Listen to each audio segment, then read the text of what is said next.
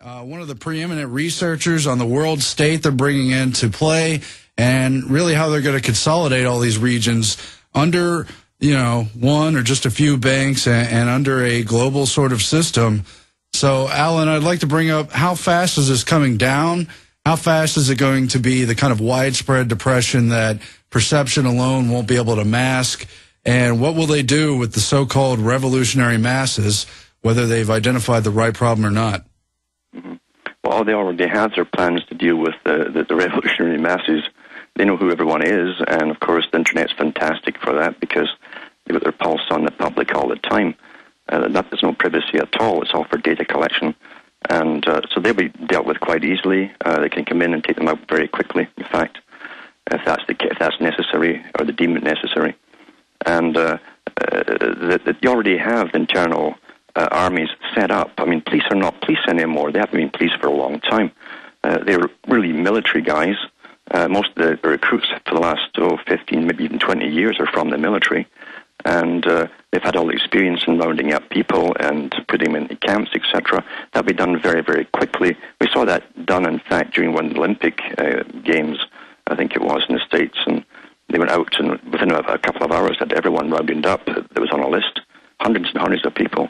So it's quite easy to do that, the practice for an awful long time. So they're not worried about that at all. In fact, I think they want to understand that the battle is for the majority of what they call the silent majority in the general populations. There's always, the bulk of the population will always go with the regular media, the status quo. The answers are given are enough to satisfy them. It makes them feel comfortable and cozy. They like to feel they're part of something. The image that's presented as their nation, their country, and all that kind of thing.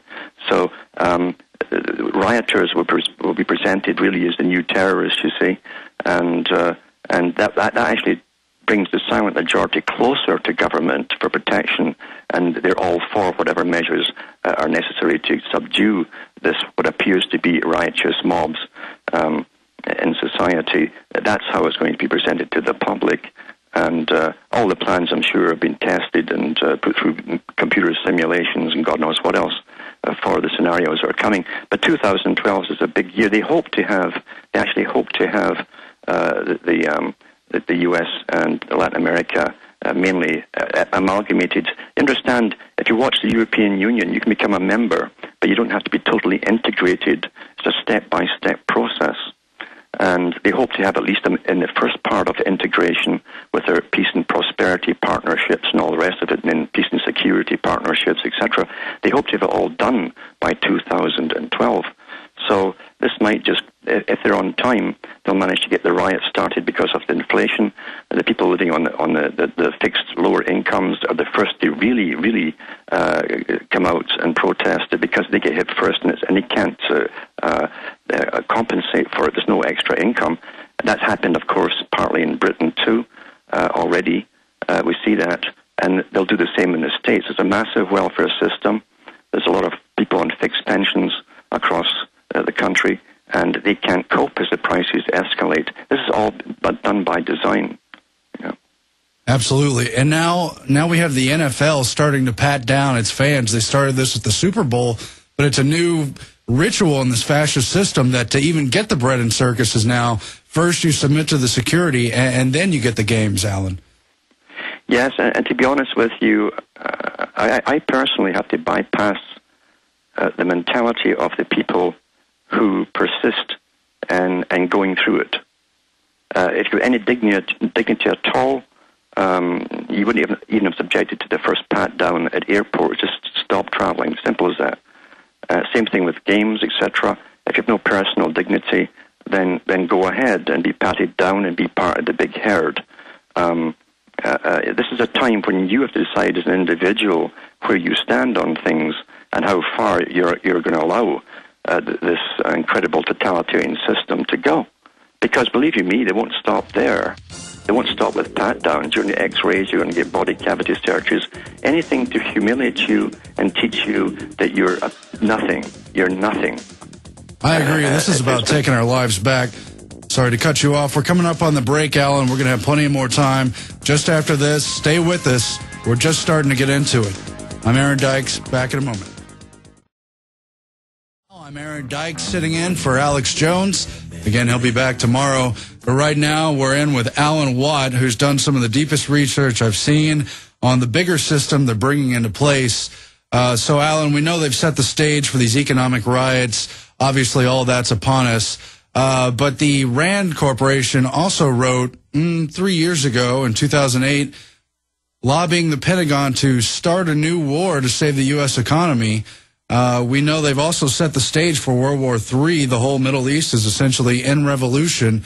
How are they going to transform that to achieve their larger goal, Alan? And what do you see on the immediate front? Well, it's so interesting, too, this strange RAND Corporation that's a non-profit organization, supposedly, that every country pays millions, if not sometimes billions of dollars to for their forecasts, and they're a think tank, supposedly. As part of the institution, they were on the go during the whole Cold War. They ran the American society during the Cold War as part of game theory. You've probably studied that. And they used game theory, that every citizen's personal profile into this supercomputer in the RAND Corporation, and they worked for the entire length of the Cold War with the Pentagon, basically dictating the lifestyle, the system, and the future for the whole of the U.S. So here they are at it again. They've never stopped, of course, because we're not really run by government, you understand. The government's there to put things into law, that's it, and pass on information to all their helpers.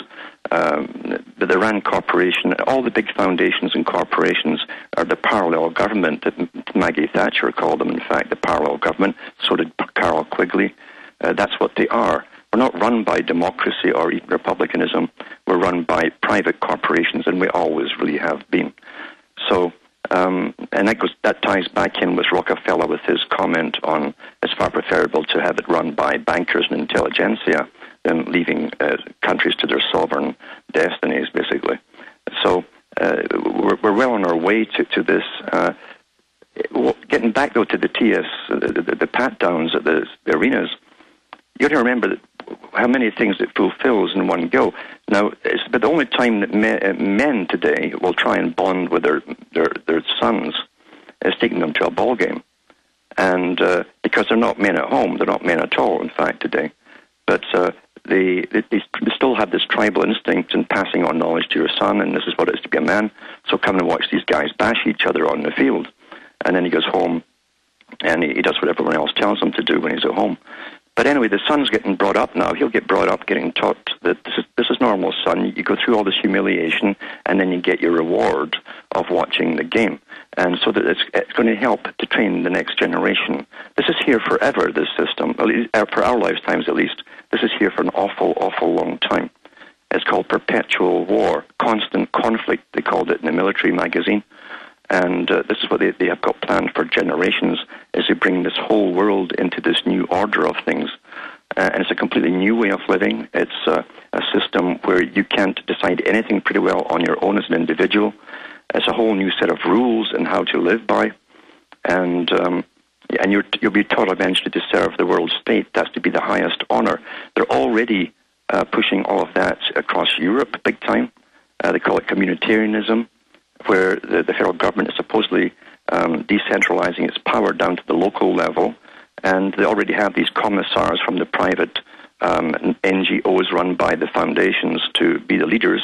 And this is a new Soviet system, you understand, because this is how the Soviet system was supposed to be, ruled by councils. So each little community, each trade, each factory, each organization had its NGO speaker, supposedly speaking on behalf of the public underneath them, or that they represented, and that's called the Soviet. And this is to be a new Soviet system, an advanced Soviet system for the whole planet that we're going under. But just like the Soviet system was a big con, because they say one thing and do the other, private banks flourished incredibly within the Soviet Union for all their talk about a central bank run by the state.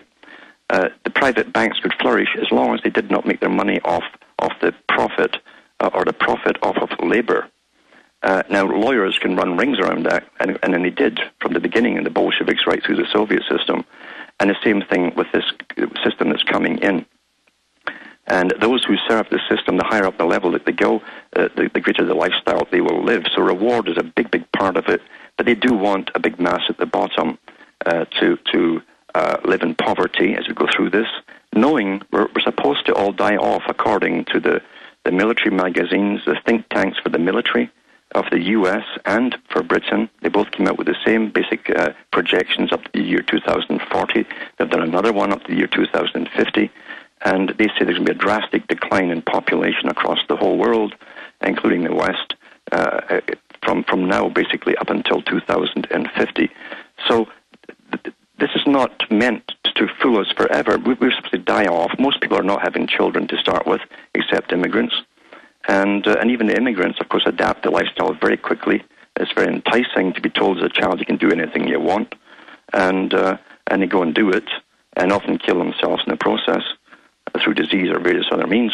But this is a long-term plan to reduce the populations, and even the world government is not the end goal of it all. The military think tank said there will be a world government for a short time, and then the world will consist of a few high-tech city-states,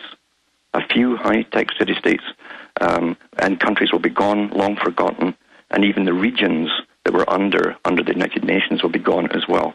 So this is all a stepping stone to the next stepping stone to the next stepping stone until they have their wonderful utopia for themselves at the top.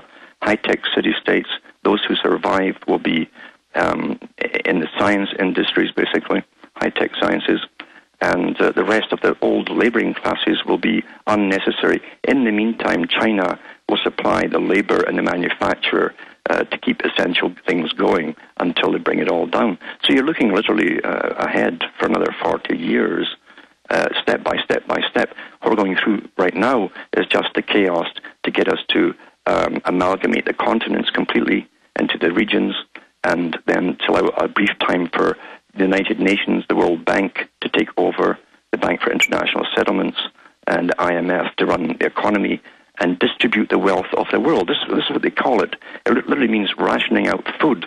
Under the United Nations, they've already said this is in their charter.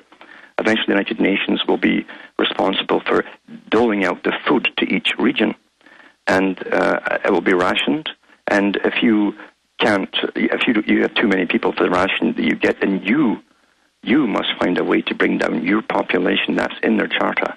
Yeah, and that's the food as a weapon that Kissinger's so famous for. But, of course, we know Bertrand Russell said the same thing. John P. Holdren, along with his partner over there, writing the same thing in Ecoscience. And, yeah, it's a hostage situation. Yeah, economics, money, it's one of the biggest forms of warfare. You can wipe out a country so quickly by using economy and banking, very, very quickly. And, of course, it's all private banking, so we've no say in the matter. That's why they keep it private. And also, in ancient times, they used economy as well. They would do embargoes. They wouldn't allow any trade coming into or out of a state. Water. Water is up for grabs. They want one company eventually to run the whole world's water supply. The United Nations already has a whole branch dedicated to that. And same with your food. You have 5 agribusinesses that have taken over the food supply of the entire planet.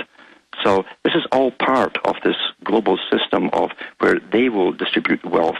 Also, power is a big one. In the 1930s, a group first came out with this idea that all labor and money anyway is simply energy in one form or another. And so they came out with technocracy, and they said that eventually they would also own all energy supplies. That's why a company that runs your electricity, for instance, is amalgamating with the big boys, the global boys, all the time. And they will ration your power depending on the area, region you live in, or your social status. You won't need much if you're at the bottom. That's what they claim. And they won't lose money and profit off of it because they can cut you by half consumption and charge you twice as much if they want to. And so they would all sewn up. And this is the problem in the so-called free trade type deal, where big corporations are allowed to amalgamate and consolidate, monopolize, in other words, whole areas of everything you need for survival. You understand, what we're talking about here is an overall war plan, a very old war.